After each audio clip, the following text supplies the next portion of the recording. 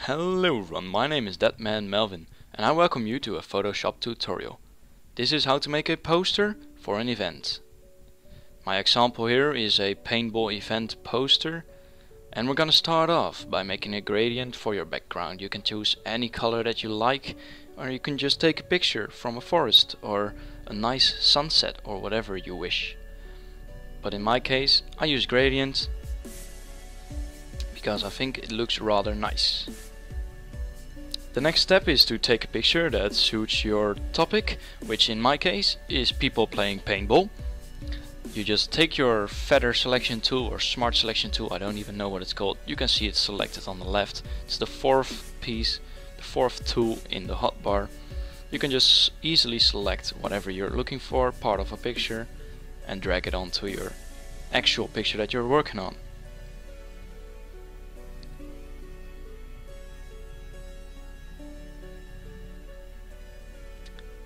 Taking these pictures from other pictures usually takes most of the time to make a poster, so just take your time because it is really what makes a picture, a poster, look professional or not.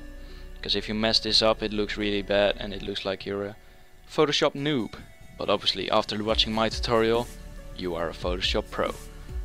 No, I'm just kidding. But you just stick it into your picture when you're done selecting it, as I did right here, and then we're gonna go and make a title. Every poster needs a title, a big catchy title that describes what the poster is about. It's very important, and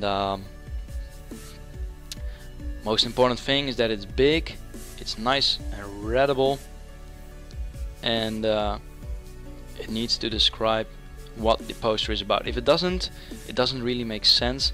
So in my case, paintball event will do the trick. Obviously I might still change it. You can always change whatever the text is on the poster after you have made it.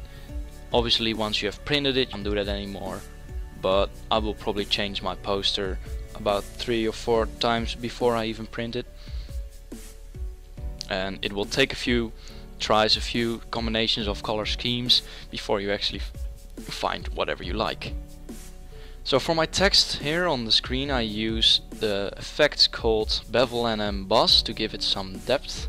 I give it a outer glow and a drop shadow, as well as a gradient overlay to make it look nice. To fill up the empty spaces a little bit and make it a bit more paintball-y, I will add some paintball splats right here. I think they add a little bit of depth and they fill up the painting a bit more. The poster is what I meant, obviously. Obviously placing them is just a bit of tidy work. You don't really need to put it exactly right. It's just once again up to personal preference. The texts I'm adding right now are actually text that you don't need to type like this. You need to type whatever your poster is describing.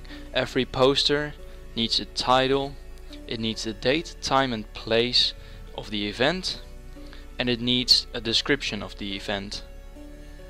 So in my case the description will contain things like what are we gonna do, how are we gonna do it, how are we gonna get there, and what are the requirements. It will also include costs, and the other text that I will be adding on the right side will contain the time, date and place. Time, date and place are really important to have on your poster, because if you don't, then no one will know where and when to keep some spare time for this event. The description is rather important as well. In my poster it will say that we're gonna play paintball. You need to be 18 years old to actually sign up, because people will need to read the poster if they think like, okay, we're gonna play paintball, nice, I'm gonna sign up, and then they turn out to be too young, and then I have to mail them back and say like, hey, you're too young, I'm sorry. If you write it on the poster, hey, you need to be 18, they will not sign up. They might be disappointed, but hey, that's just the rules.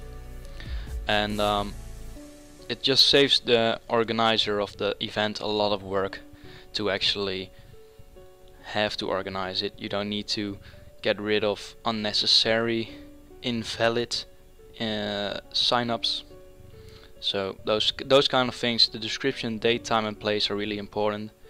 You can also add a little text in the left corner here, like I did, just to fill up the empty space on the poster. You don't want to have too much empty space on a poster. There needs to be enough information on it, but it doesn't need to be cropped up with text everywhere. So I put the "see you there" text in the bottom left to fill up a blank, and I choose to put "see you there" because a lot of posters, you can see that they have some kind of motivational text on them, which in my opinion is a really smart idea, so I took that. The poster is about to be wrapped up. As I show you here, you can also take the date and time and put it right under the event title, because then you can immediately see the time, date and place after they read the title. But I don't like having such an open place on the right side there, and I don't know how to fill it up otherwise. So that's why I put my date, time and place here. So last thing I'm gonna add to this poster is another green splat behind the "see you there" text, just to give it a bit more of vibrance and that it pops out a bit more so it catches your eye. Also messing with the formatting a tiny little bit, just to make it look just a little bit nicer and a little bit more professional.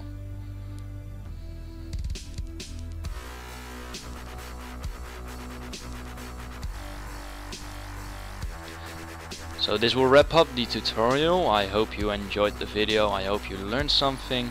If you did, then feel free to leave a like and a comment. Thank you guys for watching, and here is the end result. Bye bye.